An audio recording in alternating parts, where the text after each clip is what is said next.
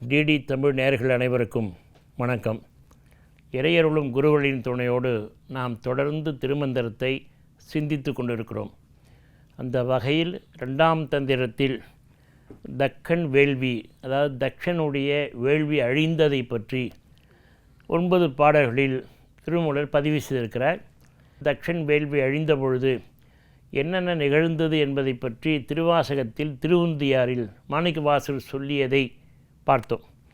இப்போ இந்த பாடலில் 358வது பாடல். இந்த பாடலில் என்ன சொல்லுகிறார்?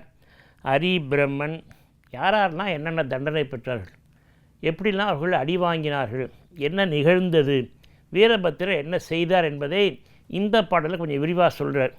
அரி பிரம்மன் தக்கன் அருக்கன் உடனே வருமதி வாலையும் வன்னி நல் இந்திரன் சிரம் முகம் நாசி. யாராருக்கு என்ன நிகழ்ந்தது? சிரம் முகம் நாசி சிறந்த கை தோள் தான் அரண் அருளின்றி அழிந்த நல்லோரே.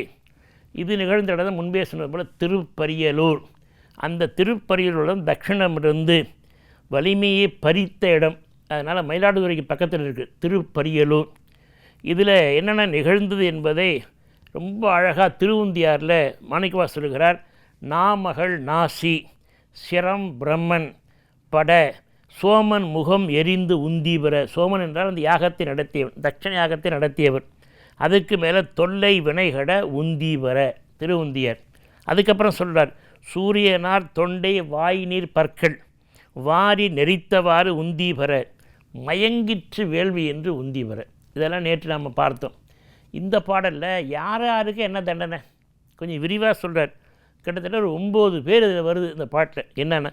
முதல்ல திருமால் தண்டத்தால் அடிபட்டார். அடிபட்டதோடு இல்லை, அவர் சாகர நிலைமை வந்த உடனே அவர் தான் இறைவன் கொடுத்த சக்கராயத்தை வீரபத்திரன் மேலே ஏறுகிறார்.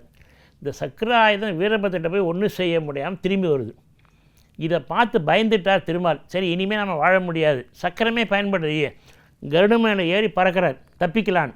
உடனே வீரபத்திரன் அந்த கருடனையும் வீழ்த்திட்டு அவரை வெட்டுறார். அப்போ தான் மேலே அசிரி வருது, வேண்டாம் விட்டு விடு, திருமாலை விட்டு விடுன்னு சிவபெருமான் அசிரி திருமாலை விட்டுட்டார். 2வது பிரம்மன் தலையில் ஓங்கி குட்டுப்பட்டார், அவ்வளோதான் மயங்கி விழுந்துட்டார். இதெல்லாம் இவர் சொல்கிறார், திருமூலர் பதிவு செய்கிறார். 3வது தக்ஷன், பிரம்மாவுடைய மகனாக இருக்கிற தக்ஷன் தலை வெட்டப்பட்டது. வெட்டப்பட்ட தலை வேள்வியிலே போடப்பட்டது, எரிந்து போயிற்று. அதனால் பின்னாலே மலைமகள் வந்து கருணையினாலே வேறொரு ஆற்றின் தலை பொருத்தப்பட்டது. அதாவது தட்சிணை பற்றி சொல்ல வரும்போது ஒரு குறிப்பு அது 27 நட்சத்திரங்களுக்கும் இவர் தான் பொண்ணை கொடுக்குறார். தட்சிணுக்கு அவ்வளோ பெண்கள். அவருடைய மகன் தான் ரதி, மன்மதனை திருமணம் செய்து கொண்டார்கள். 27 பெண்கள் 27 நட்சத்திரங்கள் மணந்து கொண்டார்கள். அது ஒரு தனியான ஒரு புராண கதை போகுது, சுவையான கதையெல்லாம் அதில் இருக்குது. தக்ஷன் சாதாரண பிரஜாபதி, அவ்வளோ பெரிய ஆற்றல் பெற்றவன், தவம் செய்து உமையமையை பெற்றவன். இப்போது தக்ஷன். அடுத்து சூரியனுக்கு பல்லு புறா போயிடுச்சு, அடித்த அடியில் வீரபத்திரத்தை கொடுத்த அடியில் 32 பல்லு விழுந்து போச்சுங்கிறார். அடுத்ததாக சந்திரன் காலில் போட்டு தேய்க்கிறார் சந்திரன் தேய்படப்பட்டார்ங்கிறார். அக்னியுடைய நாக்குகள். ஏன் அக்னின்னா இந்த வேள்வியில் அவிர்வாகத்தை எல்லாத்தையும் கொண்டு போய் அந்தந்த தேவர்களுக்கு கொடுக்குற பணி அக்னி தேவனுக்குரியது. அதான் அப்போ அவரது நாக்குகளாலே அவிர்வாகத்தை எல்லாம் எடுத்துக்கொண்டு வேலில் சொரிகிற அவிர்வாகத்தை கொண்டு போய் அந்தந்த தேவர்களுக்கு சுவாக அப்படின்னா அந்த எந்த தெய்வத்தின் பேரை சொல்லி நீங்கள் சுவாக சொல்கிறீங்களோ அந்த தெய்வத்துக்கு உரியவற்றை அந்த அக்னி தேவன் தான் கொண்டு போய் சேர்ப்பார். இது மரபு. அதனால் அக்னி தேவனுடைய எல்லா நாக்குகளையும் வெட்டினார். இந்திரன் நேற்றே குயிலாக மாறி போய் தப்பிச்சு போகிறார். அடுத்து கலைமகள் சரஸ்வதி மூக்கு உடைபட்டது. கடைசியாக 33 தேவர்களும் அடிபட்டு உதைப்பட்டார்கள். எல்லோரும் சாகர நிலைக்கு வராங்க. அப்போது உமையம்மை சொல்கிறார், வேண்டாம், இவங்க தான் ஆணவத்தினால செருக்கினால தப்பு பண்ணிட்டாங்க, வாங்கன்னு சொல்லி. இந்த திருவிளையாடல் படத்தில் நீங்கள் பார்த்துருப்பீங்க. கடைசியாக உமையம்மை சிவபெருமானை அழைத்து கொண்டு வந்து யாகத்துக்கு வந்து எல்லோருக்கும் பொது மன்னிப்பு, இது அப்பயே வந்துச்சு, பொது மன்னிப்பு இப்போ இல்லை. தக்ஷன் யாகத்தில் கடைசியாக சிவபெருமான் உமையம்மை வேண்ட, ஏன்னா தாய் தானே, கருணையோடு வேண்ட உமையம்மை வேண்டுதலுக்கு ஏற்ப பொது மன்னிப்பு வழங்கி எல்லாருக்கும் அந்தந்த பதவியை கொடுக்குறாங்க. அதுதான் முக்கியம். பிரம்மதேவனுக்கு படைப்பு தொழில், இந்த திருப்பி நீ அங்கேயே இருப்பா. திருமாலுக்கு காக்கும் தொழில் நீ செய்ப்பா. இந்திரனுக்கு இந்த பண்ணி தலைமை பதவி அப்படி எல்லாருக்கும் கொடுக்குறாங்க. இதில் என்ன ரொம்ப முக்கியம்னா, இவ்வளோ தவம் செய்து வரம் பெற்ற எல்லாரும் தப்பு செய்கிறாங்க. எல்லாத்துக்கும் காரணம் ஆணவம். ஆணவம் என்கிற செருக்கு வந்தால் எல்லாம் அழிந்துடும். அதுதான் திருவள்ளுவர் சொன்னார். மீண்டும் மீண்டும் நான் அதை சொல்லுகிறேன். யான் எனது என்னும் செருக்கு அறுபட்டால் தான் வானாருக்கு உயர்ந்த உலகத்தை பெற முடியும். சரி, இவ்வளோ வரங்களை பெற்றவங்க ஏன் எப்படி தப்பு பண்ணுறாங்க? நல்லா கவனிச்சிங்கன்னா ஒரு உண்மை, வரங்களே சாபங்களாக சில நேரங்களில் மாறும். சாபமே சில நேரங்களில் வரங்களாக மாறும். இது பெரிய ரகசியம் இதில் இருக்குது. வரங்கள் எப்படி சாபங்களாக மாறும்? இப்போ கும்பகர்ணன் தவம் இருந்தார். நித்தியத்துவம் பெற வேண்டும், என்றைக்கும் சாகா நிலையை பெற வேண்டும் என்று தவம் இருந்தார். இறைவன் வரப்பொழுது என்ன பண்ணார்? விதி நாக்கை கொஞ்சம் பெரட்டினார். நித்தியத்துவம் என்று கேட்ப நித்திரத்துவம் ஒரு நாக்கை பிறண்ட உடனே ததாஸ்துன்ட்டார் இறைவன். ததாஸ்துன்னா என்ன? நீ என்ன கேட்டியோ அதை மாதிரி நித்திரைத்துவம். 6 மாதம் தூங்கு, 6 மாதம் விழித்திரு. வரம் கேட்டார். வரமே அவருக்கு சாபமாக மாறிவிட்டது. சில பேருக்கு சாபம் வரும், சாபங்களே வரங்களாக மாறும். தசரதன் அதுக்கு சான்று வேறு யாரும் இல்லை. தசரதன் காட்டுக்கு வேட்டையாட போகிற பொழுது எங்கேயோ ஒரு யானை தண்ணி குடிக்கிற மாதிரி சத்தம் கேட்டுது. யானை தான் என்று பானத்தை விட்டான். கடைசியில் பார்த்தா ஒரு ரிஷி குமாரன் தாய் தந்தருக்கு தண்ணி எடுப்பதற்காக குடத்தில் தண்ணி மொண்டிருக்கிறான். அது குடன்னு தண்ணி மொண்டுவது யானை சத்தம் கேட்டிருக்கு. எனவே அந்த ரிஷி குமாரன் இறந்து போகிறான் பானத்தினார். ஐயோ என்று சத்தம் கேட்டு தசரன் ஓடி பார்த்தா ரிஷி குமாரன் அவனை தூக்கி கொண்டு அந்த தண்ணியை நிரப்பி கொண்டு எங்கே தாய் தந்தர் இருக்கிறார்கள் என்று போய் உண்மையை சொல்கிறான் தசரதன்.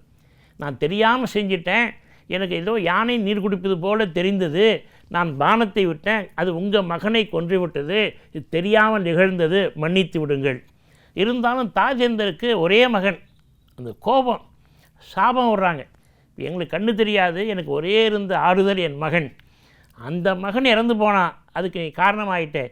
எப்போ நாங்கள் இனிமேல் வாழ விரும்பலை, நாங்கள் 2 பேரும் சாக போகிறோம். எப்படி நாங்கள் புத்திர சோகத்தினால் சாவோமோ, இறப்பு எங்களுக்கு நேருதோ, அதை மாதிரி நீயும் உன் புத்திர சோகத்தால் நீயும் இறப்பாய் என்று சாபம் விடுகிறார்கள். இதை கண்டு அவன் பயப்படுறான். கூட இருந்து வசிட்டர் சொன்னார், மகிழ்ச்சியாக இருக்குப்பா, எனக்கு உனக்கு சாபந்தான் வாங்கியிருக்கிற, அதனால் எனக்கு என்னங்க என்ன சாபம் என்ன சொல்லியிருக்காங்க? புத்திர சோகத்தால் நீ இறப்பாயின்னு சாபம் கொடுத்துருக்காங்க. முனிவர் சாபம் கண்டிப்பாக நடக்கும். உனக்கு தான் புத்திரனே இல்லையப்பா, நீ புத்திரன் இல்லைன்னு தானே வேண்டிகிட்டு இருக்க. அப்போ இந்த சாபத்திலேருந்து என்ன தெரியுதுன்னா, உனக்கு ஒரு புத்திரன் வருவான், அந்த புத்திரன் வளருவான், இந்த மாதிரி இளைஞனாக இருக்கிற பொழுது அவன் உன்னை பிரிவான், அந்த புத்திர சோகத்தினால நீ துன்பப்படுவாய், இறப்பாய் என்று சாபம் வந்திருக்கு. அதுவே உனக்கு வரமாக ஏற்றுக்கொள். இப்போ உனக்கு தான் பிள்ளையே இல்லையே. அதற்கு பிறகுத்தான் அவன் மகிழ்ந்தான். ஓ, நமக்கும் குழந்தை வருவான். அப்புறம்தான் கலைக்கோட்டு முனிவரை கொண்டு வந்து அவர் அருளினால் யாகம் செய்து அதனால் பெற்ற யாகத்தின் பலனாக அந்த தேவியர் மூவரும் 4 குமாரர்களை பெறுகிறார். அதனால் ராமர், பரதன், லக்குமணன், சத்ருவன்.